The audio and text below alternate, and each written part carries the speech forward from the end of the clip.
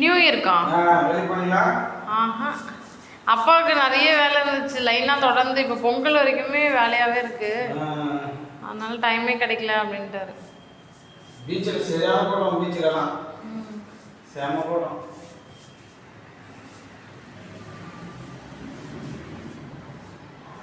வேலை செய்கிறவங்களுக்கு கூட ஒரு நாள் லீவ் கிடச்சிரும், ஆனால் அந்த பிஸ்னஸ் பண்ணுறவங்களுக்கு லீவே கிடைக்காது. என் ஃப்ரெண்டும் சொல்லுவாள், அவங்க ஹஸ்பண்ட் பிஸ்னஸ் பண்ணுறாங்களாம். அவள் சொல்லுவா, ஐயோ வேலை செய்கிறவங்கள கூட கல்யாணம் பண்ணிக்கலாம், பிஸ்னஸ் பண்ணுறவங்கள கல்யாணமே பண்ணிக்கூடாது. எப்போ பார்த்தாலும் எது மீட்டிங் இருக்குது, அது இருக்குது, இது இருக்குது, ஓடிக்கிட்டே இருப்பாங்க. ஞாயிற்றுக்கிழமை கூட ஃப்ரீ கிடையாது. இதே வேலை செய்கிறவங்களுக்கு சனிக்கிழமை ஞாயிற்றுக்கிழமை லீவ் கிடைக்கும், குடும்பத்தோடு எங்கன்னா வெளியே போவாங்க வருவாங்க.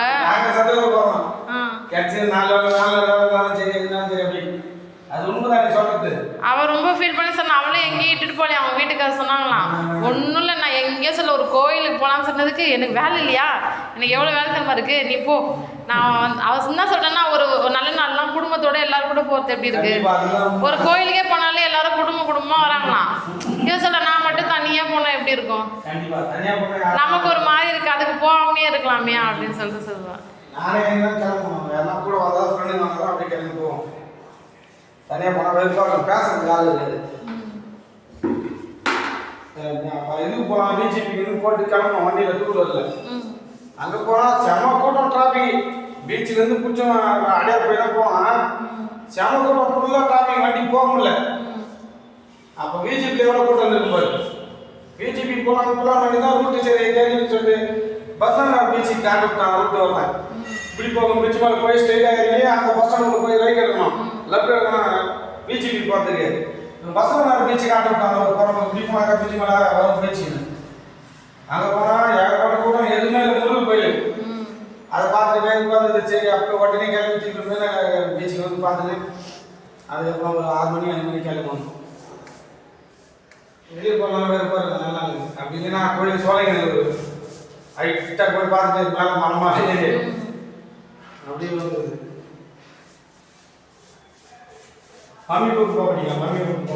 எங்கள் அம்மா எங்கள் அப்பா வந்தால் தான் வருவாங்க, இல்லைன்னா வரவே மாட்டாங்க. அவருக்காக எல்லோரும் வெயிட் பண்ணுவாங்க. அவருனா எனக்கு அதான் சொன்னேனே, நான் வேலை செய்கிறவங்களுக்காவது ஒரு லீவ் கிடைக்கும், அதை பிஸ்னஸ் பண்ணுறவங்களுக்கு லீவே இல்லைன்னுவாங்க. எல்லா நாளும் ஏதோ ஒரு கமிட்மெண்ட்ஸ் வச்சுருப்பாங்க, எனக்கு அது இருக்குது இது இருக்குது. புது வருஷம்னா எங்களோட கோயிலுக்கு பீச்சுக்கு போய் சுற்றுறவங்க அன்றைக்கி நாளுக்கு போன மாதிரி.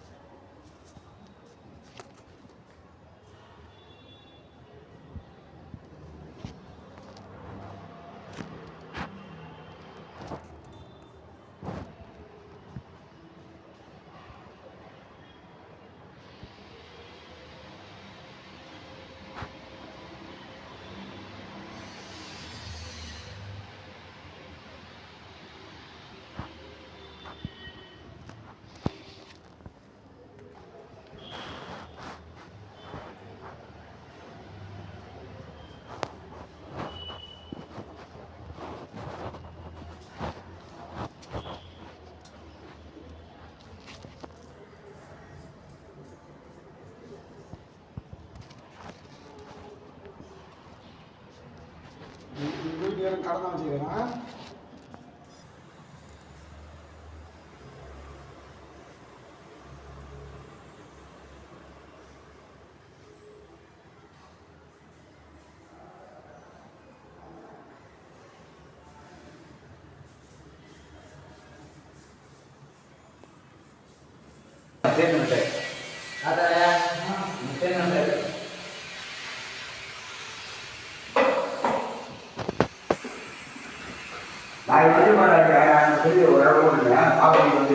சரி பண்ணிடலாம். கஷ்டம் இல்லை. அந்த நாளுக்கு இருக்கு பாருங்க, நான் தெரியுங்க. நாளுக்கு மட்டும் தான் 2 பேர் பிடிக்கும். இதெல்லாம் ஒன்றுமே கிடையாது. சிம்பிளாக ஒரே அழகாக முடிச்சு அழகாக பண்ணிக்கலாம். அப்படியே நாளைக்கு வா, நான் கொஞ்சம் ஒரு நாள் பேக்கரை ஃப்ரெண்ட்ஸ் சும்மா சாங் சொல்லி ஒரு நாள் ஒன்று பண்ணிக்கிறேன். நாளைக்கு அப்படியே பிடிக்கும். நான் எழுதிக்கலாம். தனியாக வெளியே போகிறேன். ஒரு நாள் ஜாத்திக்கலாம்.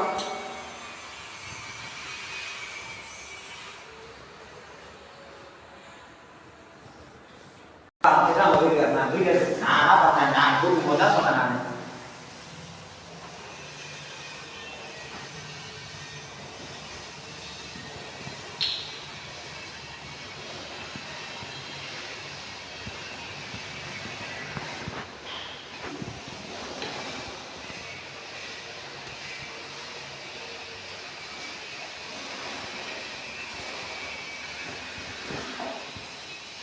இந்த டப்பாலாம் பிரச்சனை இருக்கு.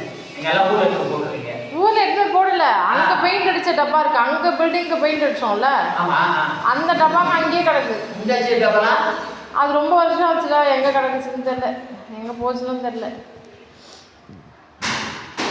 அதை நாங்கள் இப்போ போன வருஷம் அடித்தோம் ஊரில். அது அப்படியே கிடக்குதாங்க நிறைய.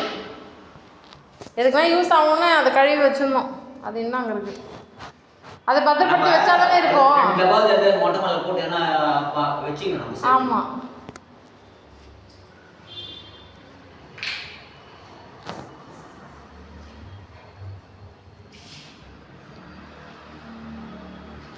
ஃபேன் போட்டு விடுமாமா? ஃபேன்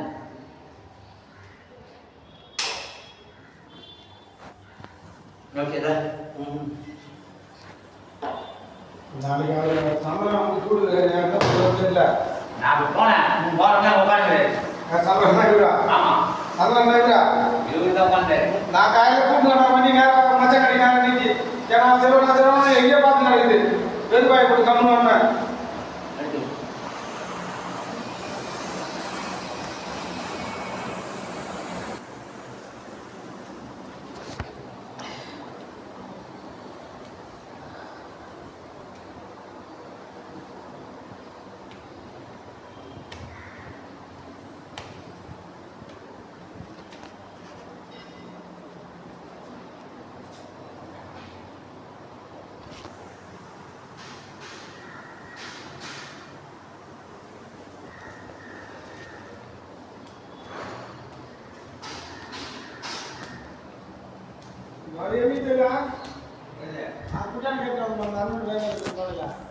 சரி முடிச்சு போகலாம். அப்புறம் அந்த வேலைக்கு வேலை மொத்தம் சரி சார். இந்த வேலை முடிச்சு நாளைக்கு அந்த வேலைக்கு அப்புறம் போகலாம். ஓகேவா? நாளைக்கு ஒரு நாள் முடிச்சிட முடியாது. அதை நம்ம சொல்ல முடியாது. வேலை சின்ன வேலையாக சின்ன வேலை தான். நான் அந்த ஒரு சேர் மாட்டேன். நான் மிஸ்லாம் நான் பார்த்துக்கிறேன்.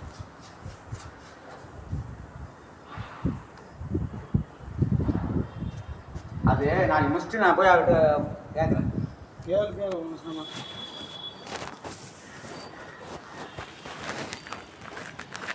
நம்ம பார்த்து காட்டுவோம். வந்து அப்படி கிடையாது. அவங்க இல்லை 2 நாள் கழிச்சு தான் வர சொன்னாங்க.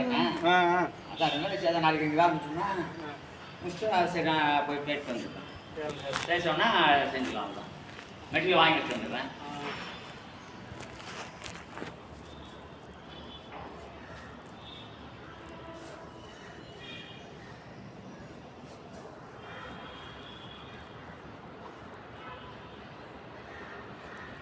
போட்டுக்கிறாங்களா ஒரு பெட்ரூமு ஒரு ஆளு கிச்சனு அந்த அளவு போட்டு ஒரு ஆளுக்கு போகும். வீடு கட்டாததுனால இப்போ ரொம்ப கஷ்டமாகுது. 10 லட்சம் தான்றதா நிறைய கூட போகும். கணக்கு மேல் உங்களுக்கு கட்டினது கணக்கு தெரியுமா உங்களுக்கு? அது தெரியல. தாடிக்கு தான் அவருக்கு தான் தெரியும். அவர் தான் கொடுக்குறாரு, அவருக்கு தான் தெரியும். கண்டிப்பாக 10 ரூபாய்க்கு மேலே தான் வந்துருக்கேன். கம்மியாக வந்துருக்காரு. 10 லட்சத்துக்கு மேலே தான் வந்துருக்கேன். ஆமாம் இப்போல்லாம் ஆள் கூலிலாம் ஏற்றிட்டாங்க. நீ அந்த பட்ஜெட்டே போடக்கூடாது, இந்த பட்ஜெட்டே ஆகணும். பட்ஜெட்டுக்கு மேலே போயிடாது. வெட்டிங் கேண்டிடேட் அவங்ககிட்ட கொடுத்துட்டு போகிறோம், நம்ம அதுக்கு சொல்ல வரேன். காசு கொடுத்துருவோம். அதான் கரெக்டாக நீ அக்ரிமெண்ட்டில் கையெழுத்து வாங்கிக்கணும். சரிதா? நீ பின்னால் வந்து அவன் பிரச்சனை பண்ணுவான். அதுதான் என்ன ரேட்டு செய்யறான்னு சொல்லிட்டு நான் கரெக்டாக கேட்டு கன்ஃபார்ம் பண்ணின்னு அக்ரிமெண்ட்டில் கையெழுத்து வாங்கிக்கணும். அப்போ ஒன்றுமே பண்ண முடியாது அவனால. அவன் பண்ணி வீடு கட்டுறதுனாலப்பா தண்ணி சேச்சாச்சான்னு அவனுக்கு கட்டல. வீட்டில் வந்து செங்கல் வேலை ஏறி வச்சுருவான், மணல் வேலை ஏறி வச்சுருவான். அதுதான் கண்டிப்பாக சொல்லுவானுங்க. இது 9-1 கேரக்டர்ல இது சாதாரண கட்டுவான் கப்பல்ல. அந்த சின்ன கடை கட்டுறதுக்கு இந்த பூ கடை இருக்குதுல்ல, அந்த ஐவீடு அது சின்ன கடை தான் கட்டினது. 2 லட்சம் ரூபாய் அக்ரிமெண்ட் போட்டு பக்கா பண்ணியாச்சு. அப்புறம் என்ன பண்ணா, முன்னாடி பிளாட்ஃபார்ம் போடல, ரசிகமாக இருக்குது கடை முன்னாடி. எங்க அங்கே வார்டு நம்பர் கொடுத்தா இங்கே பூ கடை இருக்குதுல்ல, பூ அந்த சின்ன கடை ஒன்று இருக்குது அழகா ஐவீடு இருக்குதுல்ல, அதுதான். அப்புறம் அது பைசாலாம் இது பண்ணிட்டாரு. இப்போ காம்பவுண்டில் வச்சு கேட்டு போடனா இப்போ தனியாக பைசா கேட்குறாரு. ஆனால் அது கட்டு தான், கடை வரைக்கும் தான் பேசுறது டாக்குமெண்ட்டு. இப்போ காம்பவுண்டில் வச்சு கேட்டு வைக்கணும் என்ன சும்மா வருமா? அது தனியாக தான் பைசா கேட்குறான். அந்த காவல் கூட இதை ஒத்துக்கணும், கேட்டு வைக்க தனியாக பைசா கொடுன்றான்.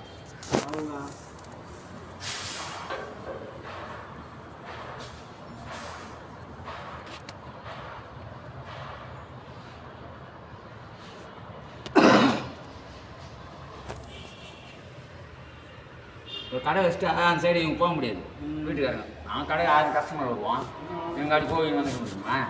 இப்போ அதான் நிற்கிது கடையாக வாடகை உள்ள ஒரு எத்தனையோ வந்து கேட்டு போகிறாங்க. இந்த கேட்டுக்காக பிரச்சனை.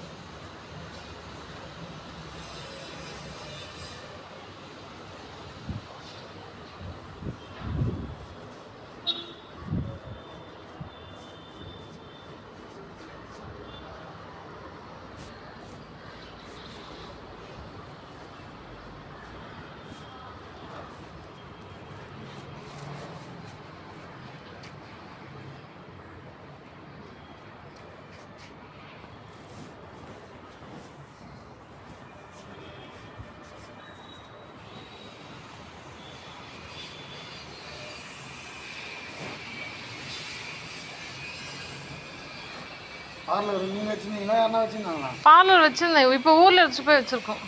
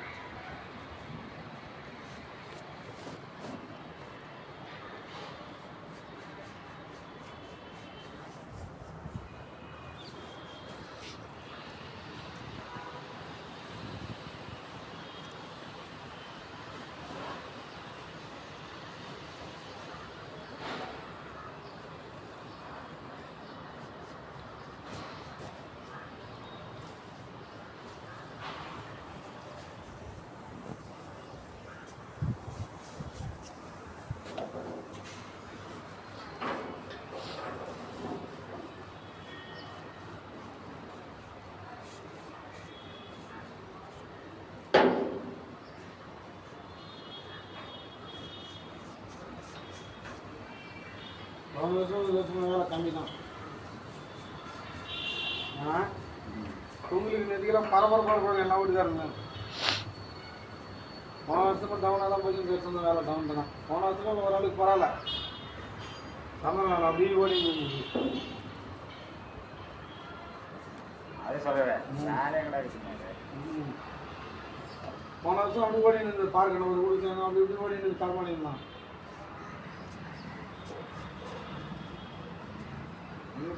அப்படியே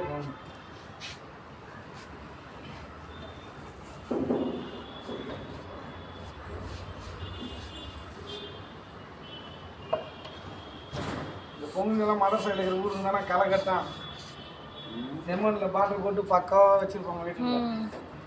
நம்ம மெட்ராஸ் விடுங்கன்னா தெரியா இங்கே பொங்கல் மாதிரியே தெரியாது. மதர் சைடு அந்த சைடு கிராம சைடு தான் ஆசையாக இருக்கும் பார்க்க செய்யறதுங்களுக்கு. மண் வீட்லேயே வீட்டை கட்டி செம்மண்ணில் பாட்டில் போட்டு பக்காவாக வச்சுருக்குங்க வீட்டுக்குள்ள. இங்கெல்லாம் மெட்ராஸில் ஒன்று கோலம் போகிறதுலேயே எங்களுக்கு சாகுதுங்க.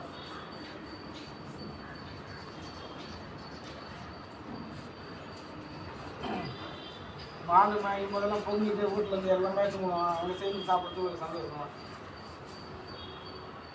மாட்டு பொங்கல்னா வெளியில் சேர்ந்து மாட்டாங்க சாப்பிட்டு போட்டு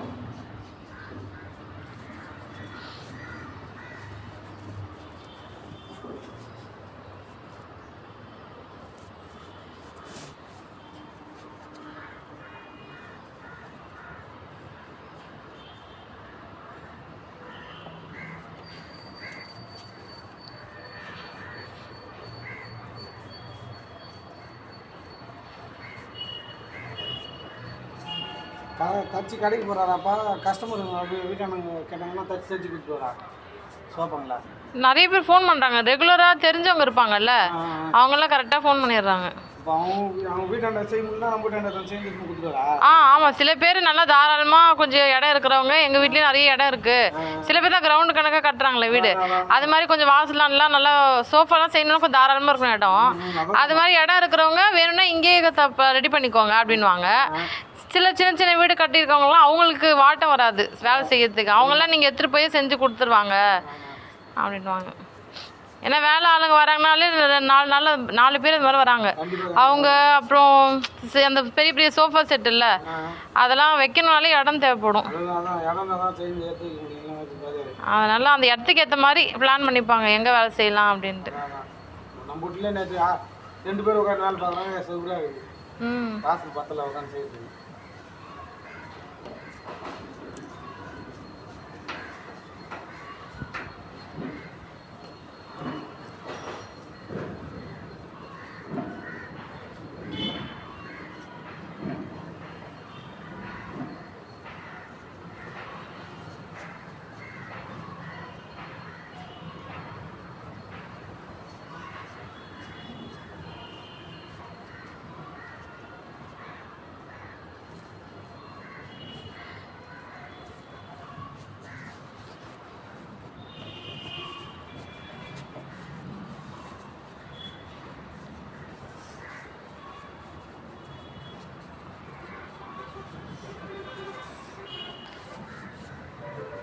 தெரிஞ்சவங்க தான் நிறைய பேர் ஆர்டர் கொடுப்பாங்க.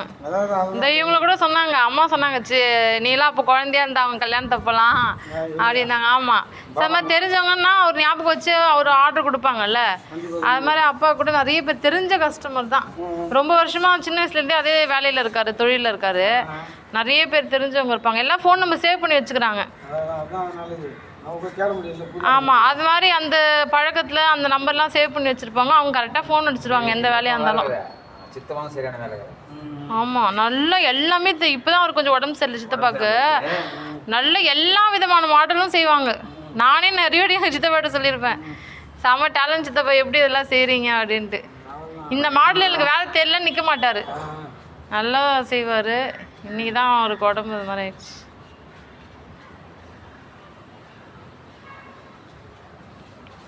இப்போயும் அவரால் முடிஞ்சதெல்லாம் செய்கிறாரு. அவருக்கும் ஃபோன் வரும் நிறைய ஆர்டர்லாம். நல்ல பழக்கமானவங்க அந்த ஃபோன் நம்பர் சேவ் பண்ணி வச்சுருப்பாங்கல்ல, டக்குன்னு கூப்பிடுவாங்க. பட் அவருக்கு இப்போ உடம்பு சரியில்லாதனால டக்குன்னு அப்பா கிட்ட வந்து ஹெல்ப் கேட்டு கொஞ்சம் செஞ்சு கொடுங்க அப்படின்ட்டு பண்ணி கொடுத்துருப்பாங்க.